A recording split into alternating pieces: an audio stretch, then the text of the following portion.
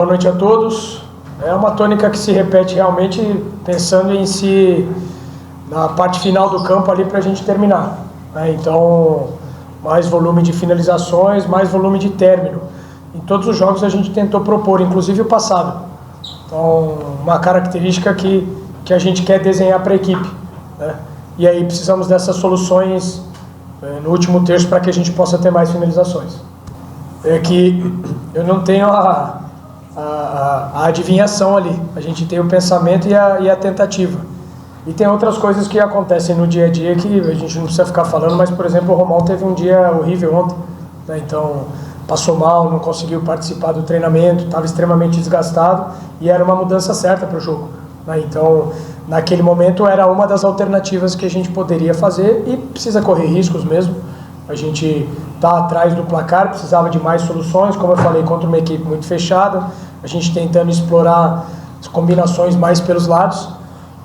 Ele já fez essa função muito bem em outras oportunidades, no ano passado inclusive, e aí vai ter dificuldade numa fase do jogo, e aí vai ter talvez soluções para outros momentos, mas isso são coisas do futebol e por isso que é um esporte tão apaixonante. Graças a Deus terminou bem para nós e para que a gente possa continuar, né? Muito jogo em cima de jogo, pouco treino, então, para que a gente possa ir tendo os resultados e buscar evolução para a equipe também. Boa noite, professor Igor Oliveira, Rádio Bandinhas FM, Feras do Esporte. Professor, primeiramente, parabéns pela vitória. Nesta noite aqui nós vimos um Atlético um pouco diferente. 4 jogadores considerados titulares absolutos não estiveram em campo.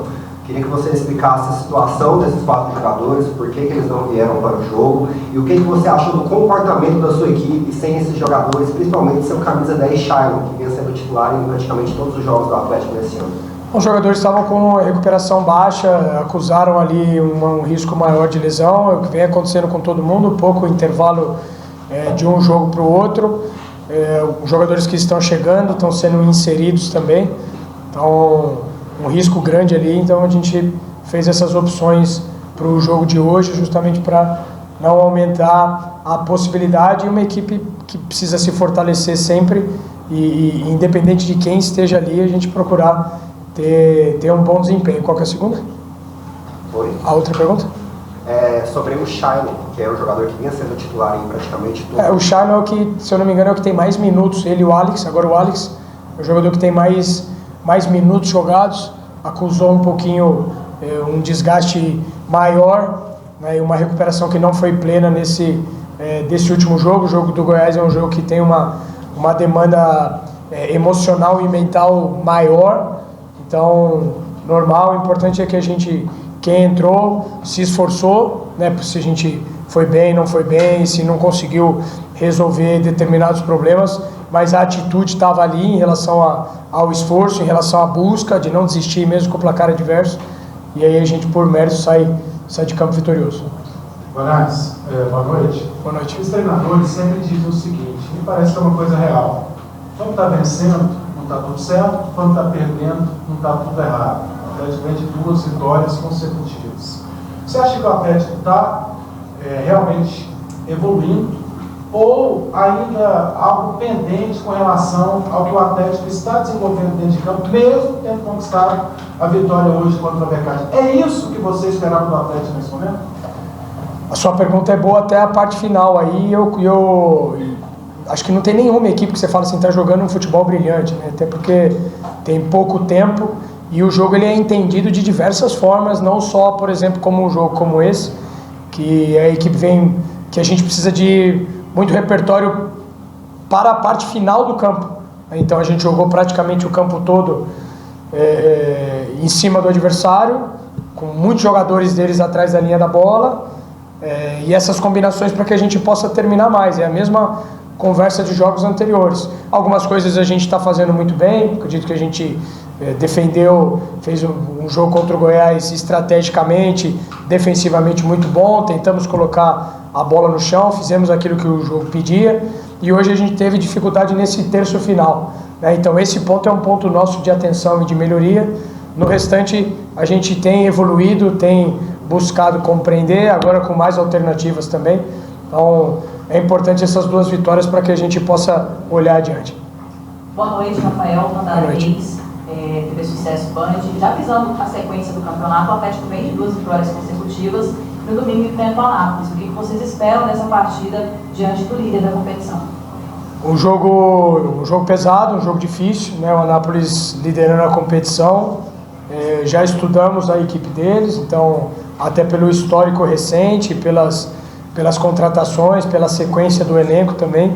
Então a gente pensa que vai ter um jogo parelho, e eu acredito que uma equipe que vai tentar jogar um pouquinho mais, né? Então vai sair um pouco mais de trás, pode ser que ceda alguns espaços para que não fique só uma situação de jogo, né? Até em alguns momentos o Abecati conseguiu ter um pouco mais a posse, nos forçou a trabalhar, a defender um pouco mais baixo, por consequência gerou alguns espaços que a gente poderia ter aproveitado para contra-atacar. Então eu acredito que o Anápolis venha jogar um pouquinho mais. Guanás, boa noite, parabéns pela vitória. Né? Boa noite. Qual o tamanho do peso que sai das costas depois da primeira vitória aqui no Accioli, que estava sendo tão cobrada? Né? É muito importante, e vou te falar que principalmente pelo jeito que foi. Pelo jeito que foi, a demonstração uma valorização muito grande do elenco em relação à união que está sendo formada ali dentro, né? Então a gente, ali dentro a gente está tendo muito apoio, jogadores, comissão, então a gente está conseguindo superar algumas situações para poder ter resultado, a gente queria muito vencer em casa, dar essa vitória para o torcedor. Talvez não tenha sido brilhante, mas com certeza foi eficiente. Boa noite, Rafael Bessa, SBT TVC Adorada. Ter resiliência e até os minutos finais. Como foi ter essa resiliência? E eu queria também, se você puder falar sobre aquele momento da explosão do gol do Alejo, porque ele percebeu que foi uma explosão aqui. Muito bom.